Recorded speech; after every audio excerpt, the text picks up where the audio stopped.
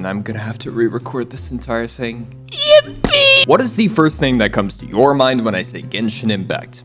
Weebs, anime, hentai, probably one of those, right? Well, Genshin has been deemed as that game for anime weeb loners who have absolutely nothing to do with their time but to jerk off to anime girls in a video game. And I think it's stupid that most people just dismiss Genshin as the weeb game, because there are so many good things to diss Genshin players and the game itself for, but people just automatically scoop in the lowest hanging fruit. And I get it, most people have never played the game and will never play the game because of its art style. And that's unfortunate, because the game has actually quite a bit to offer and is genuinely innovative and creative. Is what I would say like 3 years ago. The game has practically set up a monopoly that has needed little to no improvement for it to continue getting more and more money. And because of this, the once innovative game has turned from a guiding light into a warning for others. And today I will show you why Genshin Impact really sucks.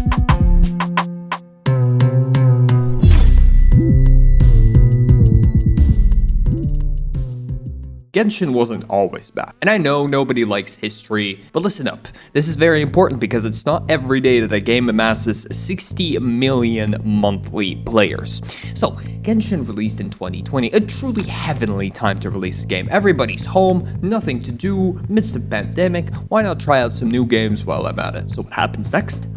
Boom. Genshin is hailed for its absolutely breathtaking content. I mean, look at this huge world, look at these characters.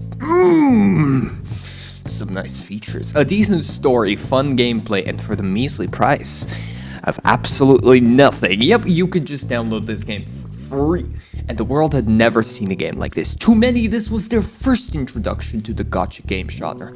And Genshin was practically the first to improve this formula that much. Most gacha games by this time were just straight up cash grabs with little to no actual content or gameplay, and subsequently, they weren't very popular or well known, but Genshin changed that forever. They actually focused a lot on the content and gameplay, and created a truly innovative game space for them to improve on. If only they improved on it. Anyways, Genshin offered a lot for a free game, and if you were to try the game out today, for the first time ever, you would realize just how much content there is. I mean, just open the map for God's sake, look how much there is to explore. Bro, this is huge. And most players that are new to the game will absolutely love it. Until they get to about Inazuma, where everything will go downhill, and you will realize the striking problems in the game that you somehow failed to realize before. What are those problems? Well, there's not actually that many. It's just absolutely horrid storytelling and boring combat system, little to no endgame content, the worst gacha grind ever, big gacha system, little to no consideration for free-to-play players, terrible quality of life issues, thankfully bad events, mediocre character design, terrible exploration, ill-evolved developers, terribly designed gameplay, and no sex. I'm sorry. Anyway, this list is quite long, but don't worry, I will take time to sum up everything I and many other people don't like about this game. And also during this, I will try to avoid comparing Genshin to other games.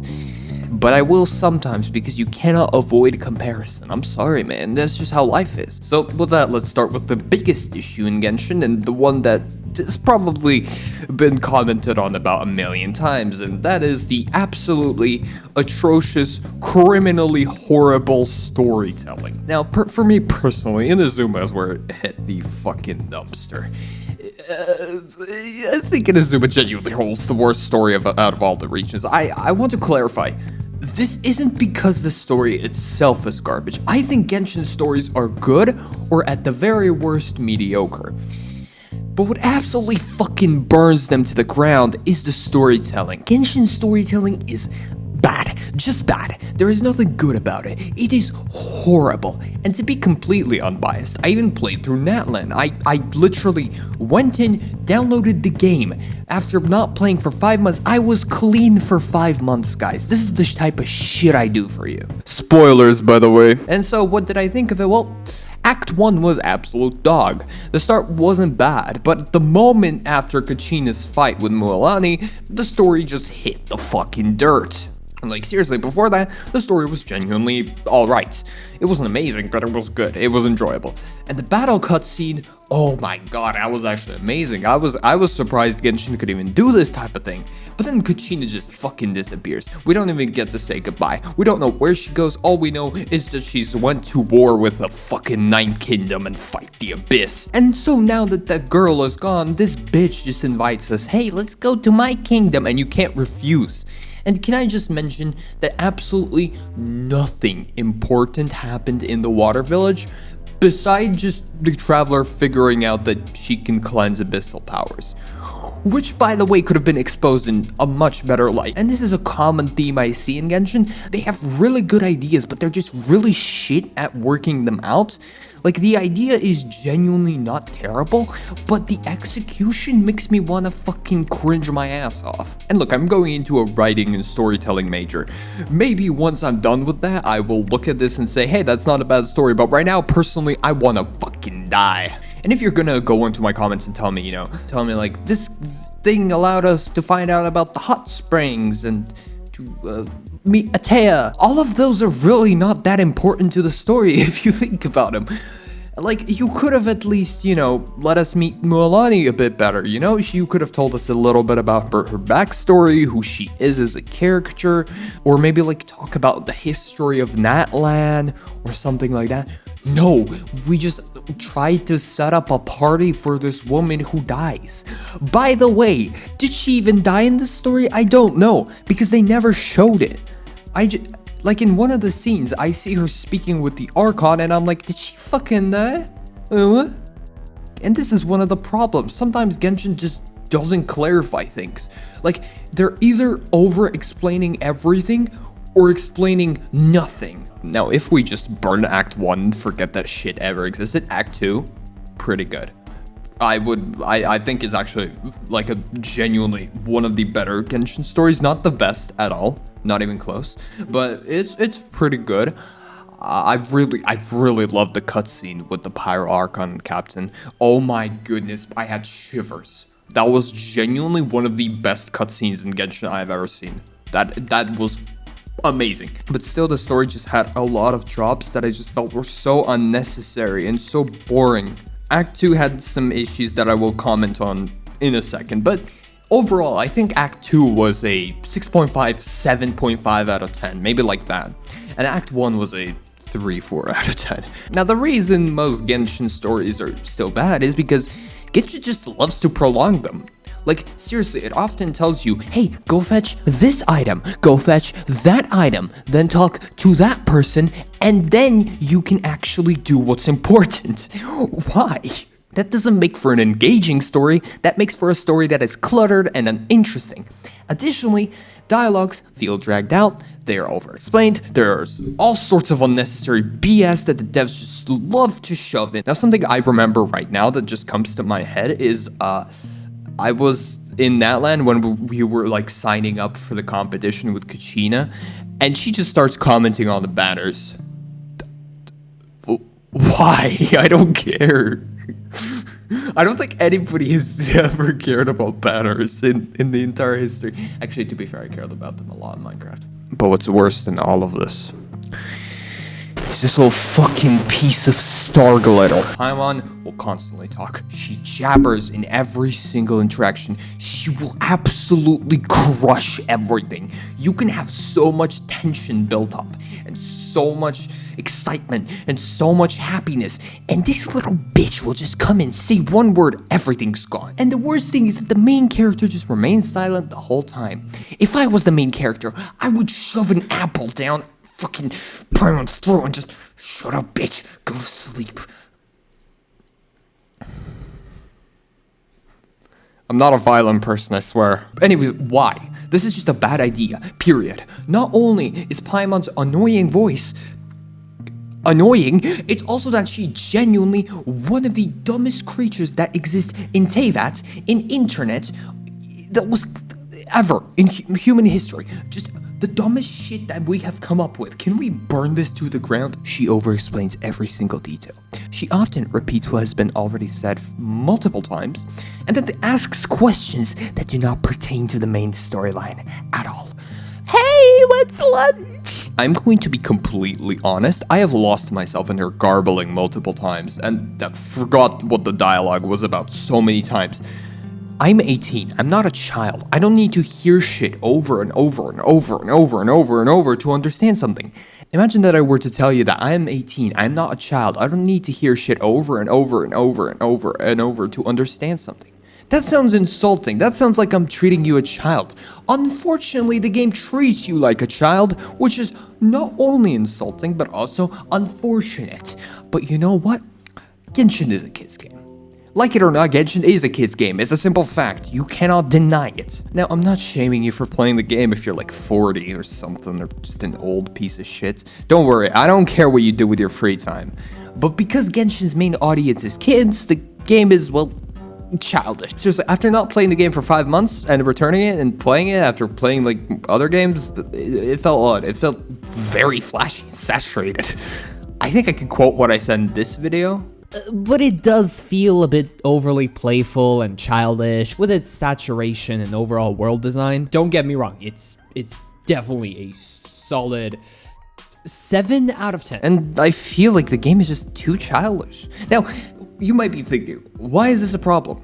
I mean, there's nothing wrong with a game being more childish, right? You're not wrong. But something I want to bring up. Star Rail didn't make me feel like a child at all. Neither did Zenless Zone Zero, and that game has an arguably even more childish appearance than fucking Genshin Impact. But going a little off topic from gaming right now, Avatar. Avatar is among the highest rated TV shows ever, and Avatar is a children's show. But it's not something I would be embarrassed to watch when I'm like 30 or 50 because the show is genuinely good and entertaining, even for adults, and it has a lot of deeper meanings than just, you know, it's surface level comedy.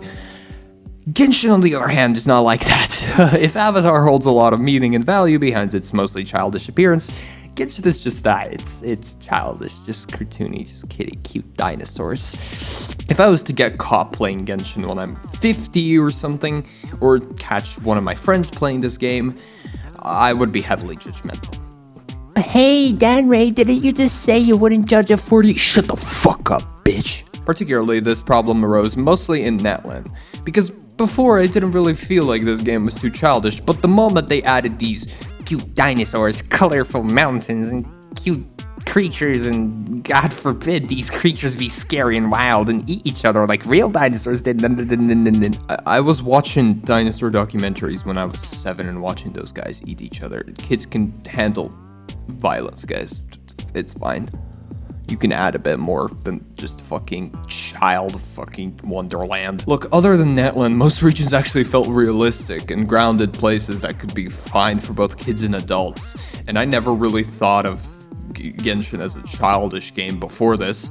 But Netland just feels like fucking Toys R Us, fucking Disneyland. What the fuck is this? But honestly, that's not that big of a deal. What is a big deal is the gacha grind. For those who have never played gacha games, well, it's basically just grinding for better resources and characters and leveling up their skills and artifacts, which improves stats and strength of your characters.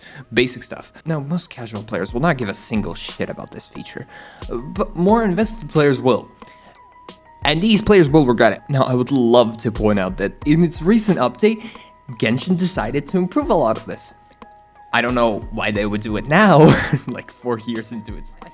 Anyway, they updated the stamina to be 200, which is still less than its 3 biggest competitors, and still doesn't even matter because the speed at which you regenerate this is extremely slow. Why? Additionally, Genshin just locks certain items you need to different days of the week. One day it's this item, another it's this item. In a day, this, I guess, does help with choice anxiety, but really sucks if I'm just trying to level a single character up. Why would you do that? And you could point out that Genshin has this amazing feature called condensed resin, but I'm going to be completely honest with you, this feature is complete garbage. You know why? Because it means you have to go out of your way to collect crystal flies to make condensed resin to get double the rewards when the runs could have just been 40 resins to begin with. Like for example, Star Rail. And the artifact system is just complete and utter shit. Just a dumpster fire, just like all other artifact systems, to be fair, they all suck. Those are kind of the main reasons why Genshin's grind is bad. Something I will give Genshin is that it allows you to access domains even if you haven't gotten to them. Wuthering Waves, take notes. Genshin also offers a character guide, which isn't good. But honestly, I don't know why you would even grind in this game when there is barely endgame content for it. Seriously, 4 years. 4 years this game has been out. And all they have is the Abyss. And this other game mode, which admittedly I didn't play.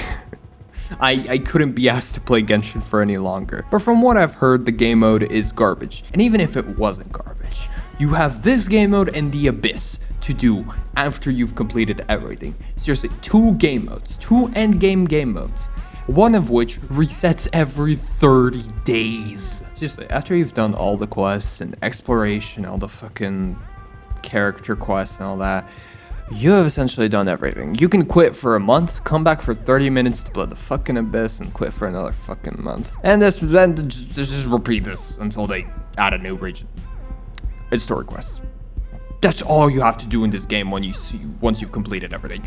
That sucks. And gameplay itself just sucks. I mean, if we're gonna talk about the gaming content, why don't we talk about the gameplay? Seriously, how's movement, combat, exploration, all that? It's all shit. Well, not complete shit. I mean, it's got this cool elemental system that comes down to 2 good elemental reactions and everything else. Whatever. The mechanics in the game are extremely convoluted, so you click, then you click and click. So basically, you just switch to a character, execute their rotation, which usually involves attacking normally a few times, pressing EQ, switching, repeat that 3 times until you get to your main character, use EQ and then just auto attack. That's it. That's it. That's the whole. Okay, what about exploration and other things? Suck my dick. Exploration in this game is good until you reach Inazuma. You can uninstall. Liyue is as good as it gets. Everything past Liyue is just dog shit. Except for Fontaine. I would like to crown Fontaine as the king of exploration. The best and most fun. If I ever had to replay Genshin, this is the first region I'm going to. I'm walking straight past fucking Liyue, fucking chasm, fucking desert, fuck you bitch. Other than Fontaine, Genshin is filled with areas that are locked behind unskippable quests that take 10 hours to complete, and after that, you receive 2 Prima Gems for it. Don't believe me? Explore the fucking deserts. I would rather eat stones and sit on fucking nails while my fingers are munched by fucking 50 dogs, and my skin is being walked on by spiders, and my dick is being cuffed off by a fucking old razor blade, than play this fucking useless goddamn shit area ever again. This is the worst thing I have pushed myself through. Worse than Godlike on Hypixel. Worse than Counter-Strike 2. Worse than a bomb landing 20 meters away from me and my family sleeping inside a fucking house. This isn't even dog shit. This is God shit. This is God tier level pieces of shit. Look, if America is searching for a reason to bomb or invade China, this is a good enough reason. I think even the Chinese would agree. They would love to cleanse their history out of this. They would love to delete this region out of their fucking heritage. This region alone should be certified torture method. Okay, anyways, the exploration is just bad. Just bad. Terrible. And what makes it worse is how you fucking move. Because, look, okay, prior to Wuthering Waves, I'm sure most of us took the stamina system and climbing as normal. But now that the waves exist, I think we can all just agree that it's bad. It's just bad. It's just bad design. And almost as bad as the fact that to claim your daily commission, you have to go to fucking Catherine. Why? Just let me grab it in the book. Or why do I have to go to a city to craft stuff? Why not just make it in the menus, like Star Rail? Mind you, Wuthering Waves also has this. I'm not saying Wuthering Waves is infallible, but this video is about Genshin, so I'm focusing on its issues. So don't go into my comments telling me, oh, this game is this game is that. I'm talking about Genshin. We don't talk about other games' issues because this video isn't centered about it. I'm going to highlight what's better in other games because I'm talking about what is bad in Genshin. Anyways, Genshin stomached through all of this and achieved success and relevance. And the devs were able to take advantage of that and began to exploit the players for their own monetary gain. Talk about the gacha system. Genshin had, and still to an extent, as one of the worst gacha systems of all the games. It is only recently that they decided to do something about the weapon banner. I wonder why. And it still doesn't stop the banner from being complete dog shit. I mean, if you compare it to Honkai, for example, you have a 75% rate to get the right weapon. And if you compare it to Wuthering Waves, you're guaranteed to get the weapon. Also, let's just not talk about the past of the weapon banner, right? Let's not talk about the staff of Homeless or I don't know, how I lost 4 50/50s on that banner. But what makes the gacha system worse is just how long it takes to get a pull. I mean, seriously, go open 80 chests. Why? Most major events don't give you enough for a 10 pull. A 10 pull.